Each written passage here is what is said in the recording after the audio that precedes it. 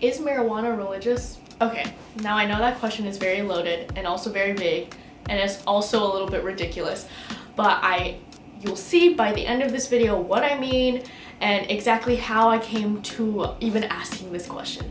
But before we even dive into any of that, I wanted to just explore the very basics of marijuana culture, how we as a society perceive it, and when I say we, mostly referring to the United States. And just so let's do a quick brief introduction. In the last decade, we have seen a massive shift of attitudes towards marijuana and the marijuana community. And when I say shift, it's a shift away from negativity and the tabooness of the drug and more into acceptability. We have the obvious reasons for the shift. For example, the legalization of recreational marijuana and also just a national acceptance of medicinal marijuana. Colorado and Washington State, which is my home state, paved the way as the first two states to legalize recreational marijuana for those 21 and over back in 2012. Within the last 9 years, we've seen multiple states follow suit, and I'm assuming in the next 5 to 10 years, we're going to see even more states legalize recreational marijuana, and eventually the United States as a whole, I'm assuming, is going into the direction of federal legalization.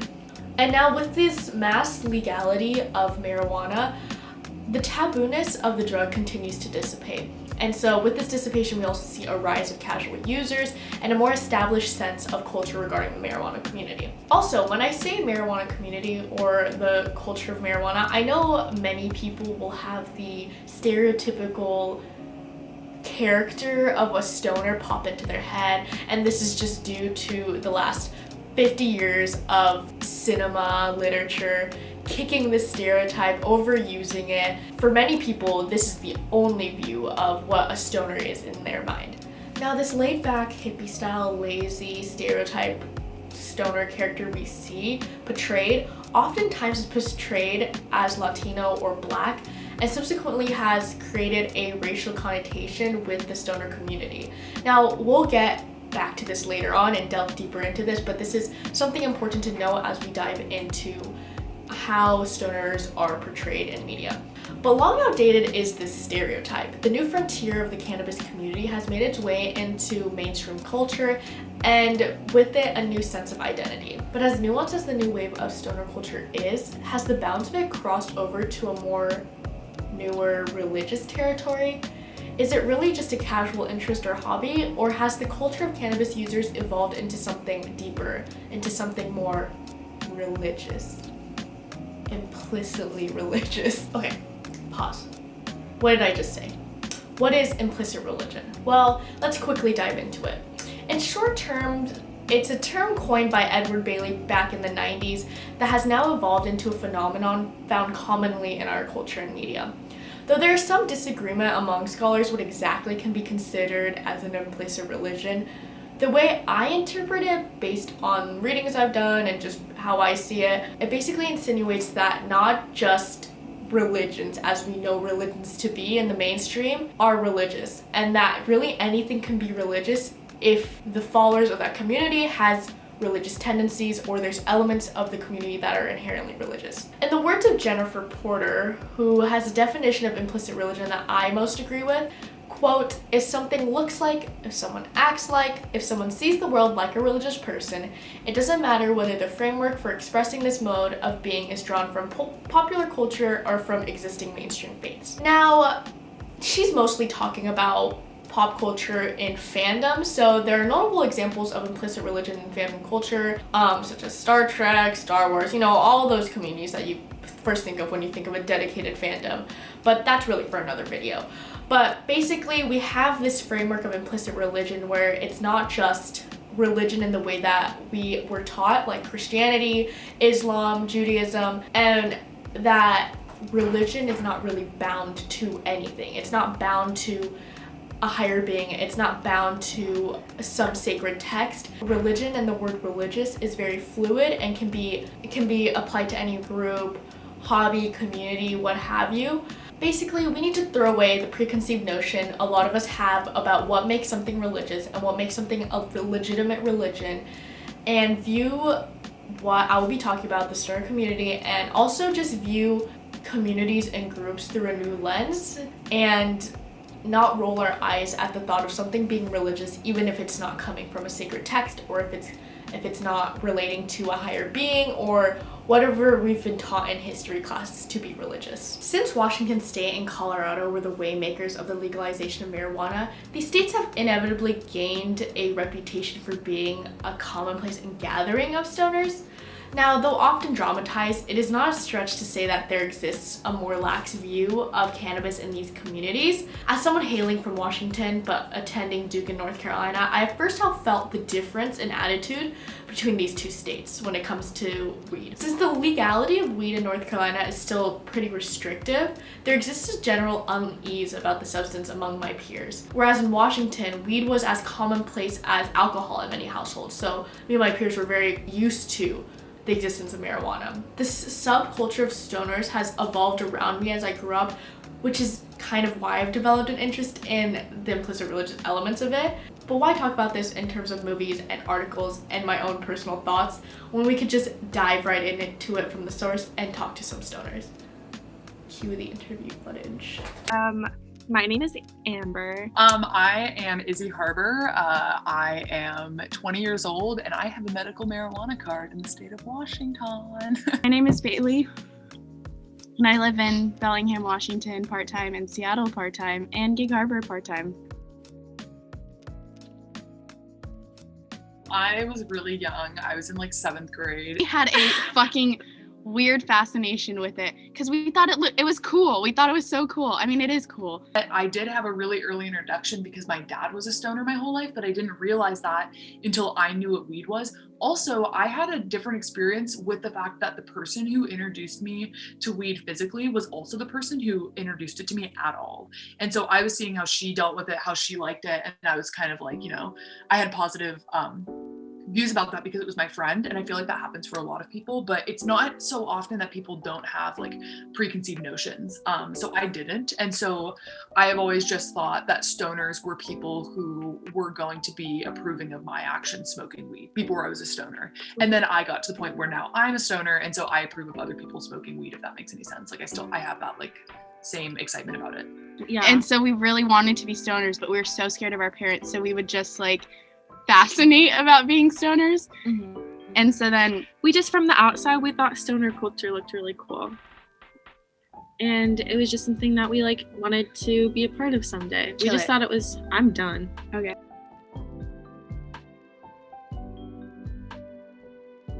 When people would typically ask me, can you help me smoke weed? I want to try it. Like, it seems so much fun when you do it. I was pretty open about posting on social media when I smoked. So like people would see that and be like, I want to do that. And, so I did that for some of my younger friends when I was in high school. And then when I got to college, a lot of people like didn't really have their first time, but there were a few people that I got to like be there when they smoked for the first time. And they really, they most of them liked it. I've only had good experience with people who have smoked around me, but and I always respect people who say that they cannot smoke weed, that they've had bad experiences. I don't push that, and a lot of other people will do, which is fucking weird. But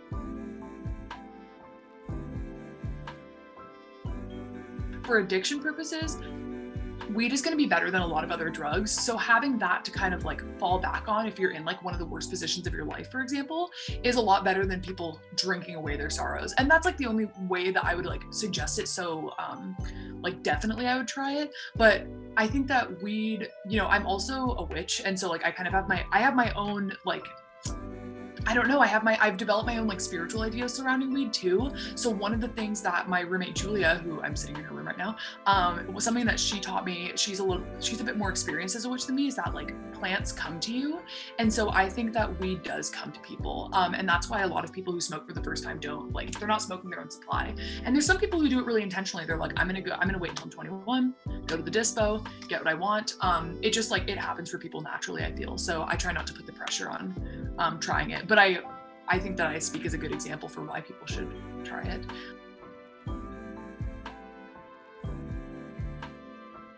Mm-hmm.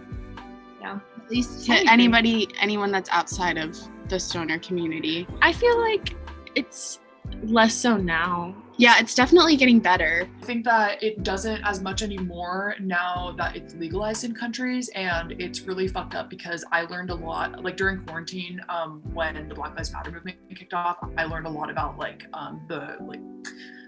the word for it? Like the racial aspect of the stigma behind weed. It was stigmatized because Black people were the people who were seen, those were the stoners. And so now that it's becoming whitewashed, it's becoming more like I don't experience a lot of stigma because I smoke weed. I actually experience a ton of praise, even from my parents now, because it's legalized. And I mean, I have my card too, but I do think that it has a bad rep historically because of that, and that I think that people need to reconsider how they think about weed if they want to say that they're not racist, because a lot of those views are set in that. And so that helped a lot with me recognizing that the stigma was like, I don't know, not called for, if that makes any sense. Like, it didn't have a lot of value to me after that. Pause. Let's unpack that really quickly because it's very important. Like I mentioned earlier, why was marijuana becoming so destigmatized so quickly? After years and decades of history and of its existence, why now? And yes, again, the legality of it still plays a huge part, but Izzy brought up an integral part to it all, the racial implications. Marijuana culture used to be associated with Black communities. And now, when we think of stoner, we might think of Seth Rogen and his family-friendly version of weed. Marijuana culture has become acceptable because it has become whitewashed. It's impossible to analyze the religious themes without acknowledging the racial element of it. It's a very common theme in American culture. However, just like witchcraft and spiritual religions once were ostracized, it is now seen as trendy and fun because it has moved away from being just a minority-dominant practice. Now, how does this play into the implicit religiousness of the stoner community? Well, a huge part of religiosity is the spread of the religion itself. And we're experiencing now a huge spread of stoner culture as it becomes less taboo and more accepted into white culture.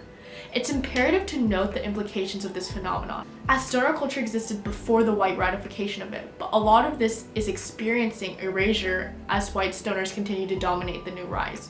So, as we analyze the implicit religious elements of modern-day stoner culture, we must approach it with the lens of acknowledgement that whiteness has steered stoner culture into what is now deemed acceptable, and subsequently has affected the established religious elements of it. But now, moving on.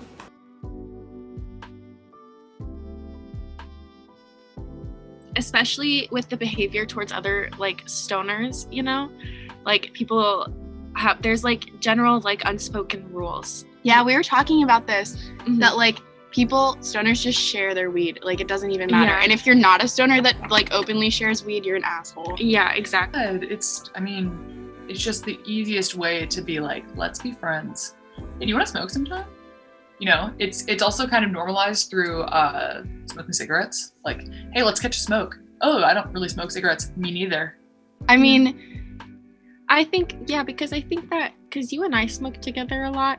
yeah, and that's just, sorry, go ahead. I was just gonna say, like, we have really like compelling conversations a lot of it, or they feel compelling in the moment. I don't know, but I don't know. We have like really like deep convos. Yeah. And I think that, I don't know. I think it would be fun to have like our other friends in on that. We were really addicted to like stepping away from our lives completely. And when I say we, I mean like me and whoever was going to smoke with me. And so like the stepping away portion of it is also like a big part of like the camaraderie between us. It's like, hey, let's take a break from life really quick. Like that's also kind of something that you're saying. All right, let's pause here again. Community, such an integral part to any religion. Although stoners don't congregate in churches, like Izzy, Amber, and Bailey were saying, there does exist a sense of camaraderie and trust and ease in stoners with one another. This is a big reason why I see the religious elements of stoner culture is this sense of community and trust in one another. Okay, so when smoking weed with other people, you know, we always have the left is law. And so what left is law is that you always hit the bong with a bong, you hit it once and then you pass it to the left. And with a joint, it's puff, puff, pass. So you hit it twice and then pass it to the left. And so that's a ritual that will always happen in a circle with all stoners. I'd say like, if you're like smoking a bowl with someone, like cornering Yeah, it's like when you just light like a piece of the bowl, not the whole thing, so that everyone can have grains, which is when like The fresh green. yeah, it's not already like burnt.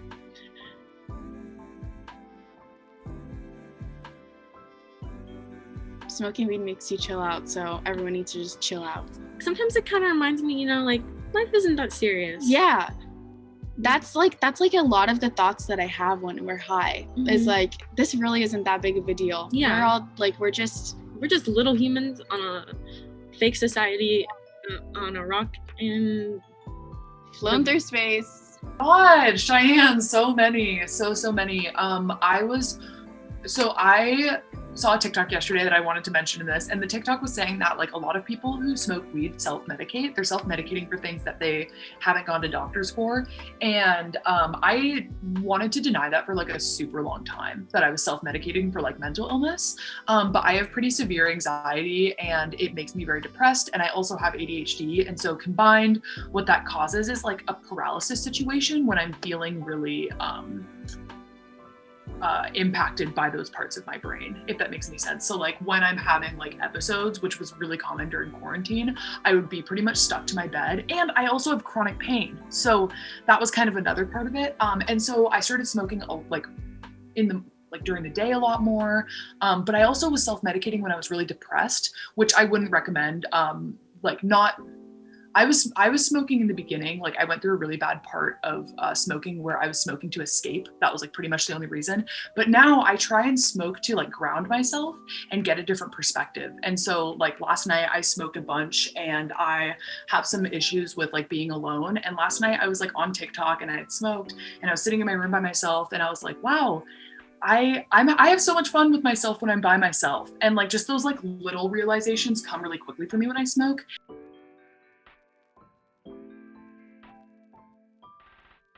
What does this look like? Does it look like a rosary to you? Bracelet that I made for my bong.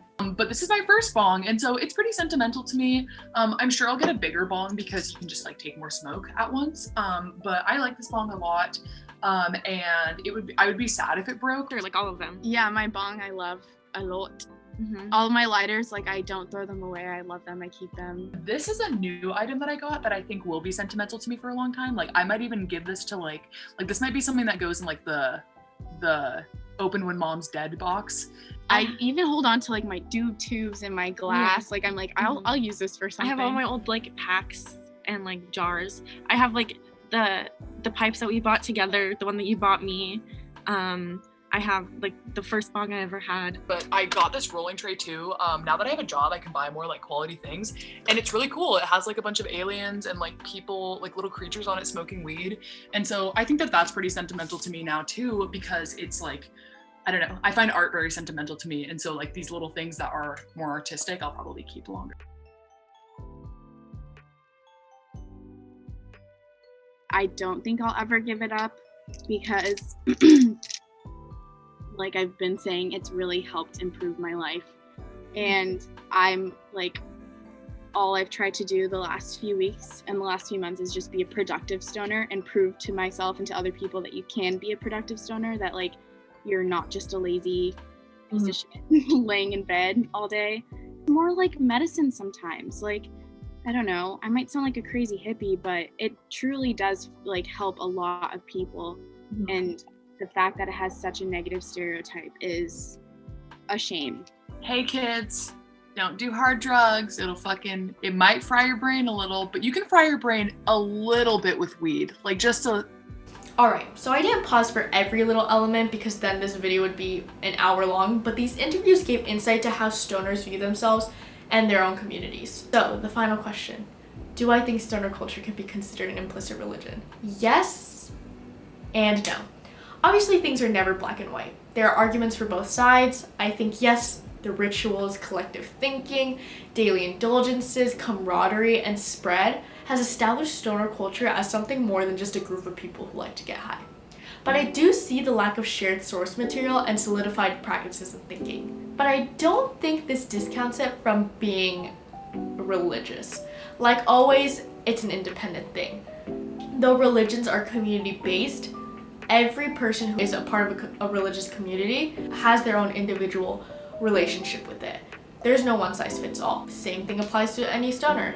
Not all stoners are going to consider themselves to be a part of something more than just wanting to get high. Some may even quit in the future, but that's besides the point. This doesn't stop it from being religious. Maybe everybody disagrees with me, but that won't stop me from overanalyzing everything.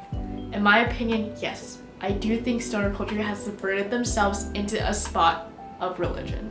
Yes, so thank you for listening to me ramble and talk to my stone friends, and happy 420! Bye.